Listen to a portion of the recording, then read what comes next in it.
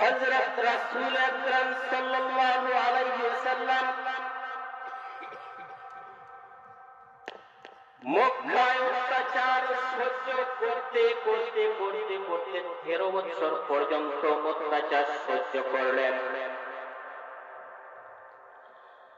হযরত আবু বকর রাদিয়াল্লাহু তাআলা আনহু অত্যাচার সহ্য করতে না পেরে নবীর হিজরতের 4 মাস আগে তিনি মক্কা থেকে বেগ গুছাইয়া নিলেন। বেগ গুছাইয়া তিনি হিজরত শুরু করে দিলেন। হিজরত করে হযরত আবু বকর রাদিয়াল্লাহু তাআলা আনহু ইয়ামান দেশের প্রান্তে চলে গেলেন। সহিহ বুখারীর 2 বর্ণনা, মুসনাদে আহমদের একটা বর্ণনা, জায়গাটার নাম হলো বারকুল ইমাদ। ওই জায়গায় চলে যাওয়ার পর ওই জায়গায় তিনি বিশ্রাম নিচ্ছিলেন। 5 দিন পর্যন্ত সফর করে গিয়েছিলেন। 5 দিন সফর করে তিনি এমন একটা জায়গায় গেলেন, আমাদের এলাকা থেকে মনে করেন সিলেট হবিগঞ্জ এমন দেব। এমন অবস্থায় তার গ্রামের তার অঞ্চলের একজন মানুষ ওই দিকে যাচ্ছিলেন, গিয়ে দেখলেন আবু বকর বারকুল ইমাদে। কি ব্যাপার আপনি এখানে? আপনি দেখেন না আমাকে মক্কায় মারতেছে, আমরা হিজরত করে দেশ ছাড়িয়ে আমরা অন্য জায়গায় চলে যাচ্ছি। বুখারীর বর্ণনায় হযরত আবু বকর রাদিয়াল্লাহু তাআলা আনহু ঘর থেকে বাহির হইলেন নাহওয়াল হাবাশাতি কিবালাল হাবাশাতি। বাড়ি থেকে গাড়ি তৈরি করে বাহির হওয়ার সময় তিনি হাবাশায় যাবেন এমন নিয়ত করলেন। ফালাকিয়াহু ইবনু তাগিনা নামের একজন মানুষ তার সাথে সাক্ষাৎ করলো। সে জিজ্ঞাসা করল, আবু বকর কই যাচ্ছেন? তিনি বলেন, আল্লাহর জমিনে যেই দিকে নিয়ে যায়। বাড়ির থেকে বাহির হইছেন, হাবাশায় যাইবেন। কিবালাল হাবাশা বুখারীর শব্দ। ইবনু তাগিনা জিজ্ঞাসা কই যাইবেন? তিনি বলেন, আল্লাহ যেদিকে নিয়ে যায়। এটার নাম হলো ইস্তিআরা। হযরত আবু বকর এখানে একটা রূপক একটা বাক্য ব্যবহার করছেন, যেই দিকে যাইবেন সেই জায়গার নাম নিলেন না। কারণ যেই মানুষটা তাকে পাইছিল সে ছিল মক্কার সর্দার, তার নাম ছিল ইবনু তাগিনা। সে যদি জানে আবু বকর হাবাশায় যাচ্ছে, এরিয়া নির্দিষ্ট হয়ে যাবে, মক্কায় আসিয়া পরবর্তীতে হাবাশা থেকে তাকে ধরে নিয়ে আসবে। এই জন্য কৌশল অবলম্বন করলেন। জোরে কন্যা সুবহানাল্লাহ। এই যে কৌশল, এটা বুখারী শরীফের হযরত আবু বকর ব্যবহার করছেন। আমরাও জীবনে কোনো জায়গায় যদি বিপদে পড়ে যাই, কৌশলের মাধ্যমে আমরা বলতে পারবো এখান থেকে আমরা মাসআলা পাইতেছি। হযরত আবু বকর রাদিয়াল্লাহু তাআলা ওই সময় যখন গিয়েছিলেন, তিনি কাপড়ের ব্যবসা, যার ফলে হযরত আবু বকর কাপড়ের ব্যবসার সমস্ত মাল সামানাকে তিনি গুছাইলেন। একজন কাপড়ের ব্যবসায়ী সর্বোচ্চ 8-10 লক্ষ 15 লক্ষ এমন হয়। তিনি যখন চলে যাইবেন, বাকির টাকাটা তিনি উঠাইলেন, ব্যবসার মূলধনকে তিনি হাতে নিয়ে নিলেন, আর বাড়ির কিছু ক্যাশ ছিল ওগুলো নিয়ে তিনি বাহির হইলেন। হযরত আবু বকর রাদিয়াল্লাহু তাআলা আনহু মেয়ে আসমা বিনতে আবু বকরের বর্ণনা, আমার আব্বাজান ঘর থেকে বাহির হইলেন 5,000 দিরহামিন আও 6,000 দিরহামিন, 500 দিরহাম অথবা 600 দিরহাম, মোটামুটি 500-600 দিরহামে একটা পরিমাণ, যেই পরিমাণ সম্পদ তিনি এই ক্যাশ করেছিলেন, ওইটা নিয়ে তিনি বাহির হইলেন। এরপর যখন তিনি ঘর থেকে বাহির হইয়া গেলেন, তার বাবা আবু কুহাফা ওই সময় তিনি ইসলামের আলোর মধ্যে আসেন নাই, যার ফলে আবু কুহাফা তার নাতিদের কাছে গিয়া বললেন, অনেক দিন থেকেই দেখতেছি আবু বকর ইসলামের জন্য পাগল পারা, দেখলাম ব্যবসার সমস্ত টাকা সে গুছাইয়া নিয়েছে, সে তার সমস্ত সম্পত্তি নিয়ে সে যেন হাবশার দিকে রওনা হইয়া গিয়েছে, সে কি ঘরের মধ্যে কিছু রাখিয়া গিয়েছে কি না? বাবা জিজ্ঞাসা করতেছেন, আবু কুহাফা আবু বকরের বাবা জিজ্ঞাসা করতেছেন আবু বকরের মেয়ে আসমা আয়েশা তো আবু বাবা ছিলেন অন্ধ, তার চক্ষু চলে গিয়েছে। এই জন্য তারা করছিলেন কি, তাদের আগে একটা তলি ছিল, আমাদের দাদি দাদার যেভাবে তলি ছিল, তলির মধ্যে পয়সা রাখছেন, এমন তলির মধ্যে তারা কাপড়ের আকৃতি ওই সোনা দানা স্বর্ণ মুদ্রাগুলো রাখতেন। ফলে আসমা আগেই বুঝতে পারছিলেন বাবা এসে দাদা এসে কিছু বলবেন, এই জন্য কিছু মুদ্রার মতো কিছু ছোট ছোট নুরি পাথর বরিয়া ওই তলির মধ্যে রাখতেন। এবার আবু বকরের পিতা যখন জিজ্ঞাসা করলেন, আসমা তলিটা ধরে রাখলেন, দাদা তলির মধ্যে হাত দিলেন, হাতাইয়া দেখেন কয়েকটা মুদ্রার মতো কিছু আছে। বললেন আবু বকর মোটামুটি ভালো একটা কাজ, ওটা আমি তো ভাবছি সে সব নিয়ে আসছে। তো বাবা জানতেন ছেলে ইসলামের জন্য সব নিয়ে যাইবে, আবু বকর সব নিয়ে গেছেন, কিন্তু মেয়েরা এখানে পাথরকে মুদ্রা বলিয়া দাদাকে বুঝাইয়া হযরত আবু বকরকে মুদ্রা কিনা পাওয়ার পর ওই জায়গার মধ্যে হযরত আবু বকর তিনি বিশ্রাম নিচ্ছিলেন। ইবনে দাগিনা বলতেছেন, কই রওনা হইলেন? আপনারা দেখেন না আমাদেরকে মুসলমানদেরকে মক্কা থেকে কিভাবে তাড়াইছে। বলে আমরা দেশ ছাড়িয়া যে দিকে মন চাই সেই দিকে চলে যাব। ইবনে দাগিনা ওই সময় 5 থেকে 6টা গুণের উল্লেখ করে।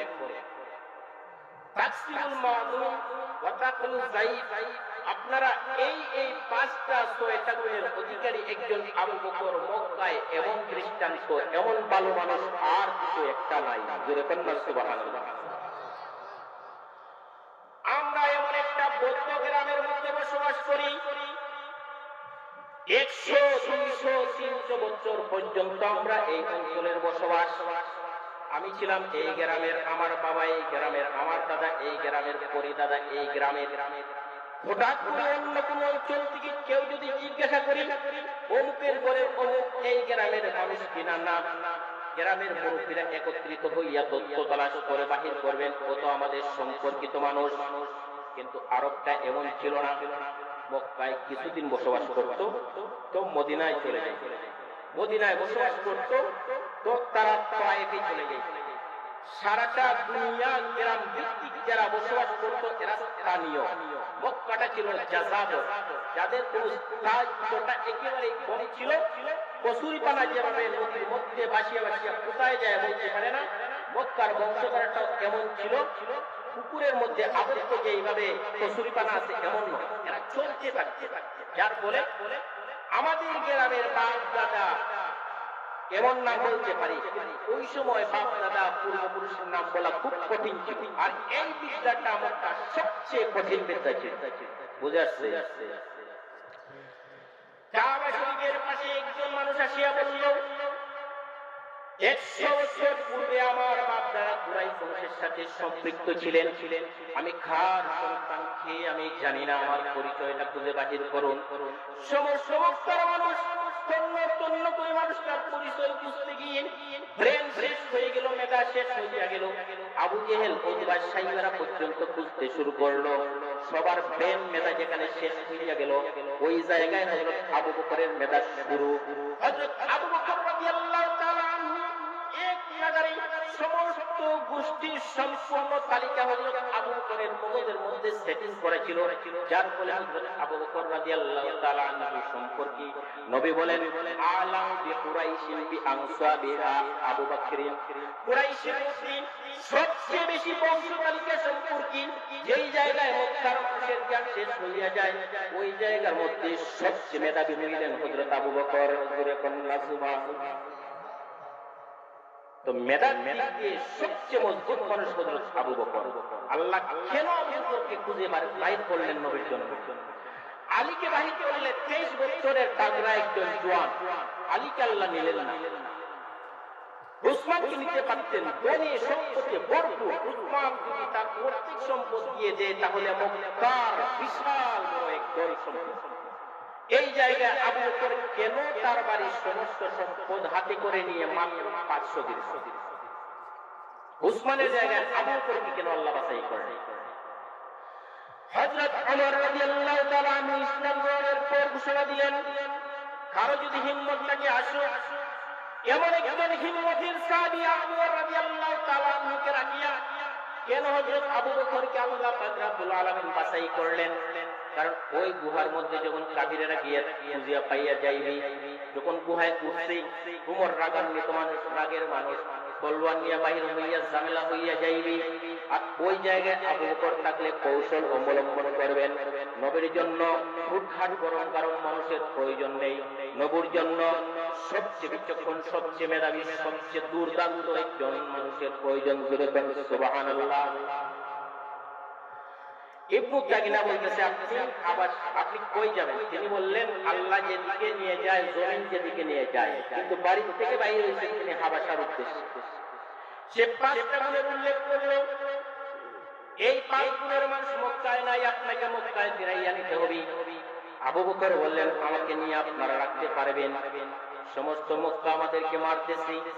ইবনু দাগিনা সমস্ত মক্কার বিরুদ্ধে দাঁড়াইয়া গেল, বলতেছি 5 দিনের রাস্তা দূরবর্তী আবু বকর যখন আজকে ইয়ামান দেশের প্রান্ত সীমায় এসে পৌঁছে গেলেন, ওই অবস্থায় যদি হযরত আবু বকর হাবাসায় চলে যান, ইয়ামানে চলে যান, সারা জিন্দেগীর জন্য হযরত আবু বকরকে মক্কা হারাইয়া ফেলবে। যদি একজন আবু বকর মক্কা হারাইয়া ফেলে, তাহলে এই মক্কার জিন্দেগিতে আবু বকরের আর জন্ম হবে না।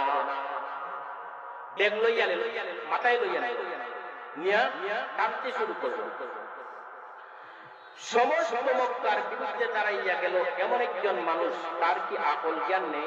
আবু জেহেল, উতবা, সাইবা যেই জায়গায় আছে, ওই জায়গায় আমি বিরুদ্ধে দাঁড়াইয়া কিভাবে আবু বকরকে ইয়ামান দেশ থেকে মক্কায় ফিরিয়ে আনবো? সে কি গোষ্ঠীর বিরুদ্ধে দাঁড়াইল না? দাঁড়াইছে, সে এটা জানিয়ে শুনে দাঁড়াইছে।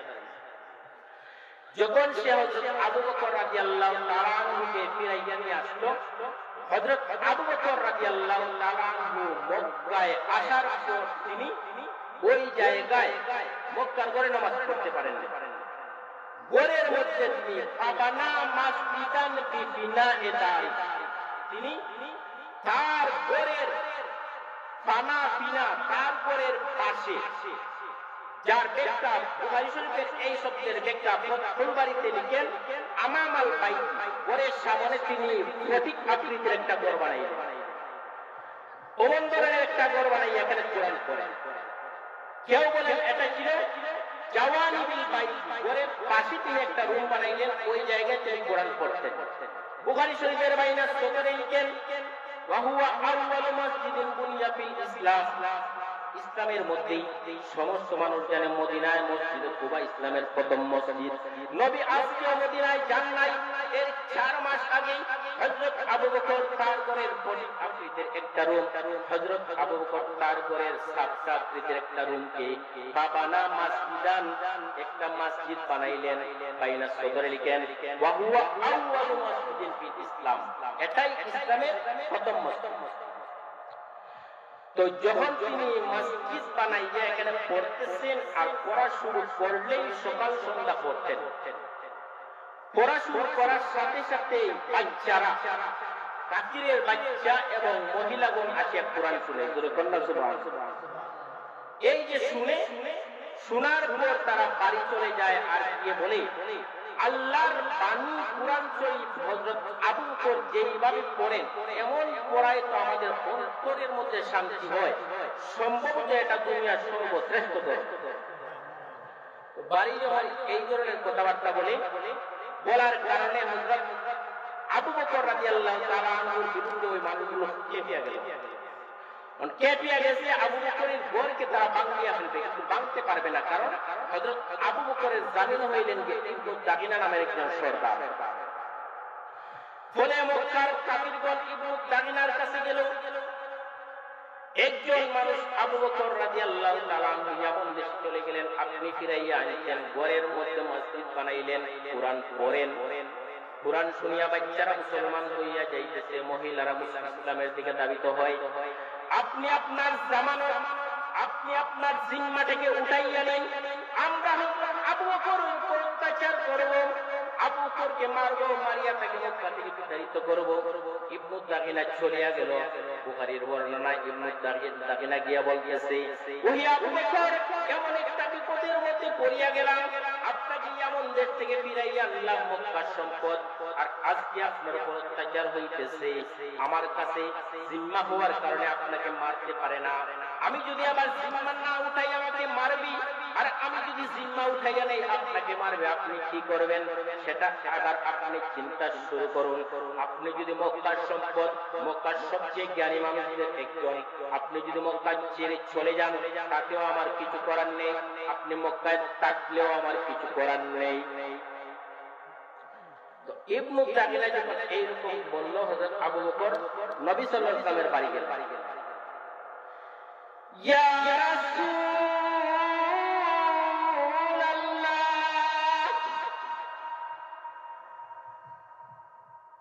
আমি আবু বকর সহ্য করতে পারতেছি না। ইয়ামান দেশের প্রান্ত সীমায় বারকুল বিমানে চলে গেছিলাম, ইবনু দারিনা আমারে ফিরাইয়া আনছিল। আজকে আমি আবু বকর ঘরের মধ্যে মসজিদ বানাইয়া কুরআন পড়লে আমাকে মারে। আমি আবু বকর মক্কায় টিকতে পারবো না গো নবীজি, আপনি আমাকে অনুমতি দিন আমি যেন আবার চলিয়া যাই। নবী বলছিলেন আবু বকর আপনি থামেন। নবী বলছিলেন আবু বকর আপনি থামেন।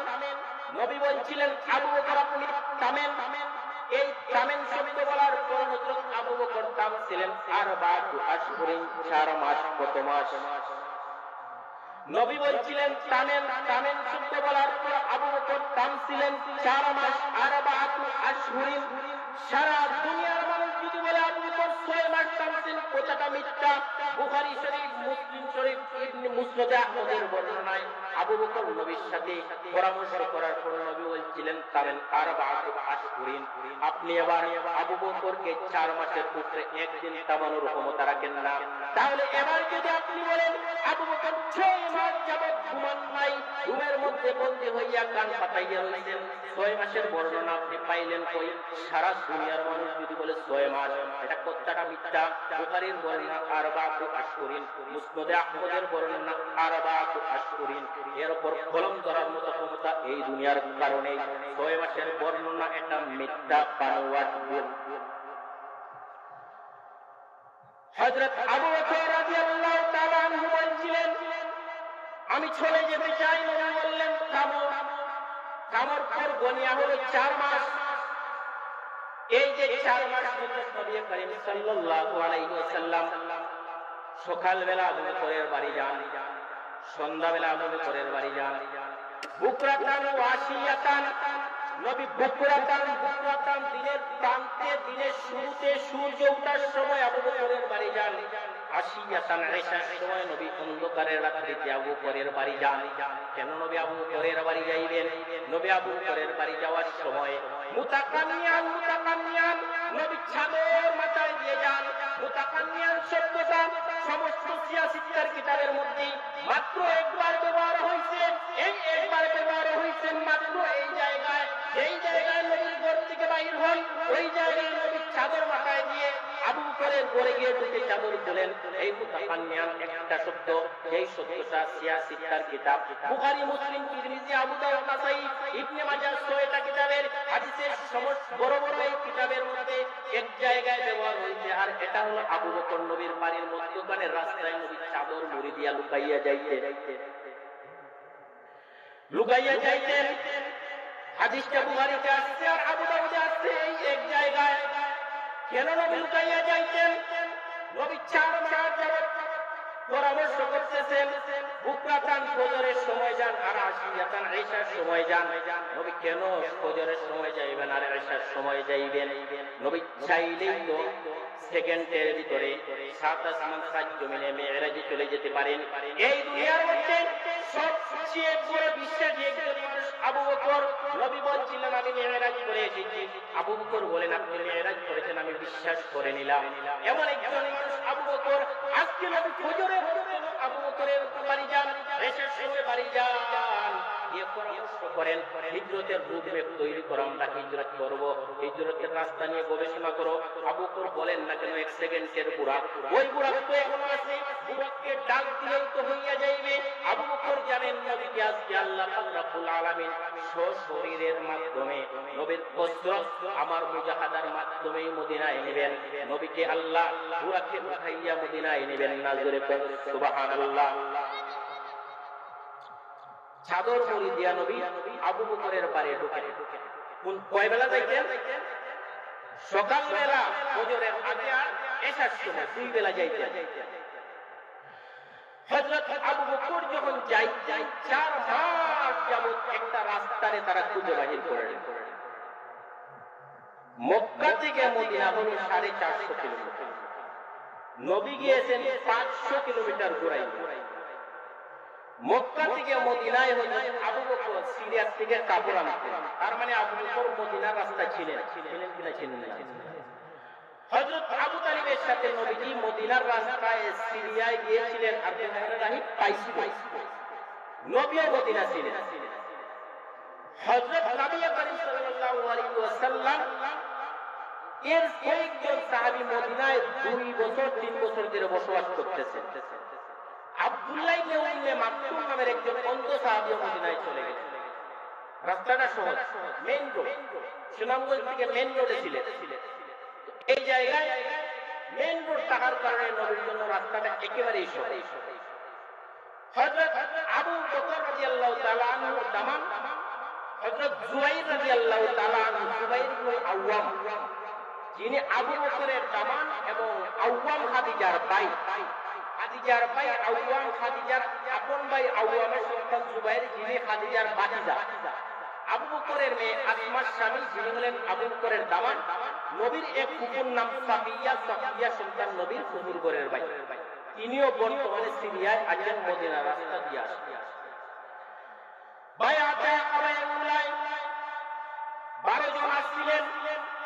মুসনাদে আহমদের বর্ণনায় কাব ইবনে মালিক রাদিয়াল্লাহু তাআলা আনহু বর্ণনা, মক্কার মধ্যে মদিনা থেকে 72 জন মানুষ আসছিলেন। 2 জন মহিলা, একজনের নাম আসমা বিনতে উমাইস, একজনের নাম হলো নাসিবা বিনতে কাব, আর বাকি 70 জন। এই 70 জন মানুষ নবীকে নেয়ার জন্য বায়াতে আকাবার মধ্যে তারা শপথ করছিলেন, আমরা এই বছর আপনাকে নিয়ে যাই। যুলহজ্জা মাসে তারা আসছিলেন, যুলকায়দা, মুহররম, সফর, রবিউল আউয়াল, এই মাসে তারা নিয়ে যেতে চাইলেন।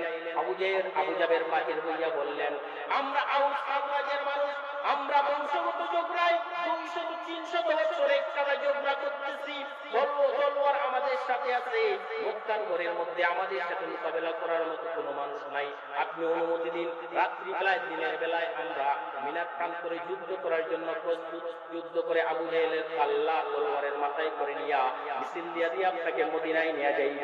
হযরত আবু জাহেলের এই কথাটা নবী না বলে দিলেন আমি কৌশলের মাধ্যমে আল্লাহর অনুমতির মাধ্যমে যাব। এই কথা বলিয়া নবী করিম সাল্লাল্লাহু আলাইহি ওয়াসাল্লাম হিজরতের রুট ম্যাপ তৈরি করতেছেন। কয় মাস যাবত? 4 মাস। তো 4 মাস যাবত হিজরতের রুট ম্যাপ তৈরি করছেন দুনিয়ার সবচেয়ে বড় নবী এবং দুনিয়ার সবচেয়ে বড় আম্বিয়া এবং সবচেয়ে বড় মুরসালিন, এবং কাকে নিয়ে করতেছেন? এই মক্কার সবচেয়ে বড় বংশ তালিকাবিদ হযরত আবু বকরকে নিয়ে। এই রাস্তায় বড় সম্ভাবনা আছে। আবার মক্কা থেকে মদিনা হলো সিরিয়ার দিকে যে রাস্তা, এটা হলো বিশ্ব রোড।